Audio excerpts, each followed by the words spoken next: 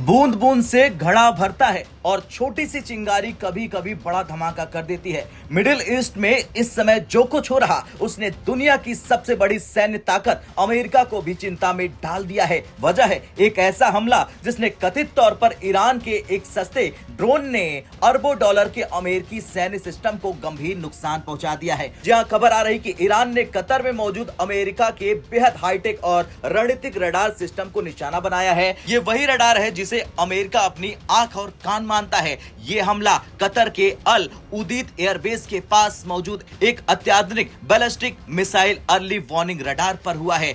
ये radar system अमेरिकी space force के ANPS-132 early warning radar network का हिस्सा माना जाता है। इसे अपग्रेडेड अर्ली वार्निंग रडार या UEWR भी कहा जाता है। इस पूरे सिस्टम की लागत करीब 1.1 बिलियन डॉलर यानी करीब 9,000 करोड़ रुपए बताई जाती है। मिडिल ईस्ट में मौजूद यह अमेरिका का सबसे महत्वपूर्ण मिसाइल चेतावनी रडार माना जाता है। इसे साल 2013 में कतर के अल उदीद एयरबेस के पास तैनात किया गया है। यहां आपको यह अच्छे से समझना होगा कि अल उदीद एयरबेस अमेरिका के लिए कितना महत्वपूर्ण है, कितना जरूरी है। दरअसल ये एयरबेस पूरे खाड़ी क्षेत्र में अमेरिका का सबसे बड़ा सैन्य अड्डा है। यहीं से अमेरिका अपने एयर ऑपरेशंस, निगरानी मिशन और सैन्य रणनीति को संचालित करता है। ऐसे में सवाल खड़ा होता है कि इस रडार सिस्टम की खासियत है क्या। दरअसल ये रडार बैलिस्टिक मिसाइल के लॉन्च होते ही उसे ट्रैक करने की क्षमता रखता है। रिपोर्ट्स के मुताबिक इसकी डिटेक्शन रेंज लगभग 5,000 किलोमीटर तक बताई जाती है।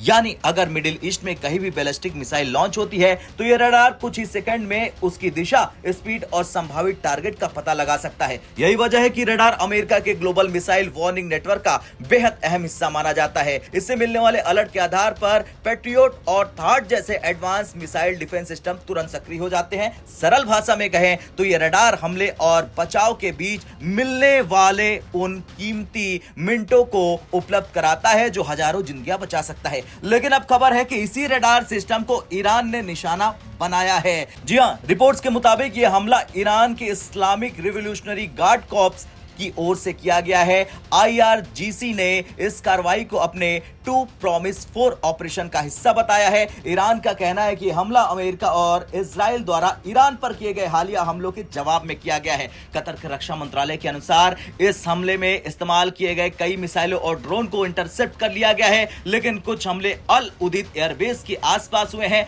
और एक UAV यानी कि अनमैन्ड एरियल व्हीकल संभवतः शाहेद सीरीज के ड्रोन में से एक था जो रडार साइट तक पहुंचने में सफल रहा है। यही वो ड्रोन है ईरान का जिसने कथित तौर पर इस हाईटेक रडार सिस्टम को गंभीर नुकसान पहुंचाया। ईरानी मीडिया का पुख्ता दावा है कि यह रडार पूरी तरह नष्ट हो गया है। हालांकि अमेरिका और कतर की ओर से अभी तक आधिकारिक तौर पर नुकसान का विस्तृत आकलन जारी नहीं किया गया है। लेकिन इस पूरे मामले में सबसे दिलचस्प और सबसे महत्वपूर्ण चीज है सैटेलाइट तस्वीरें। नवीनतम यानी नई सैटेलाइट इमेजरी में रडार साइट के आसपास के स्ट्रक्चर को भारी नुकसान के संकेत दिखाई दे रहे हैं। कुछ तस्वीरों में रडार डोम के आसपास जले हुए ढांचे और मलबा दिखाई देने की बात कही जा रही है। हालांकि इन तस्वीरों का आधिकारिक विश्लेषण अभी बाकी है, लेकिन शुरुआती संकेत बताते हैं कि हमला असरदार हो रहा है, हो सकता है। कतर ने यह स्वीकार किया कि इस हमले में कम से कम 8 लोग घायल हुए हैं। अब इस पूरे हमले के बीच सबसे चौंकाने वाली बात यह थी कि कथित तौर पर जिस ड्रोन का इस्तेमाल किया गया उसकी कीमत बेहद कम बताई जा रही है। रिपोर्ट्स के मुताबिक एक शाहेद ड्रोन की कीमत कभी कभी इस्तेमाल की गई कार से भी कम बताई जाती है।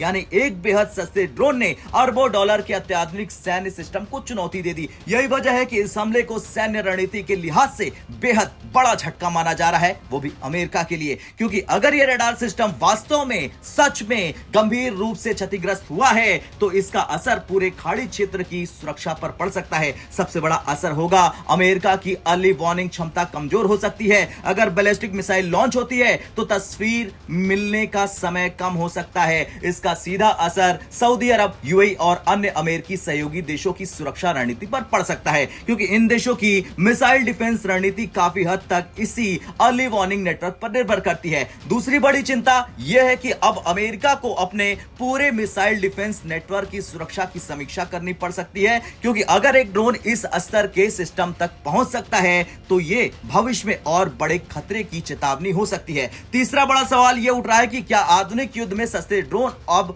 अरबों डॉलर के हाईटेक सिस्टम के लिए सबसे बड़ा खतरा बनते जा रहे हैं। जी हां, यूक्रेन युद्ध से लेकर मिडिल ईस्ट तक हमले बार बार दिखा रहे हैं कि छोटे और सस्ते ड्रोन बड़े सैन्य ठिकानों को चुनौती दे रहे हैं, और अब कतर में हुए इस हमले ने एक बार फिर ये सवाल खड़े कर दिए हैं कि क्या भविष्य के युद्ध ड्रोन और एंटी ड्रोन तकनीक के इर्द गिर्द ही लड़े जाएंगे। फिलहाल अमेरिका और कतर की ओर से इस हमले के नुकसान का विस्तृत विश्लेषण आने का इंतजार किया जा रहा है, लेकिन अगर सैटेलाइट तस्वीरों के संकेत साबित सही होते हैं तो यह घटना मिडिल ईस्ट की सुरक्षा व्यवस्था के लिए एक बहुत बड़ा झटका साबित हो सकती है।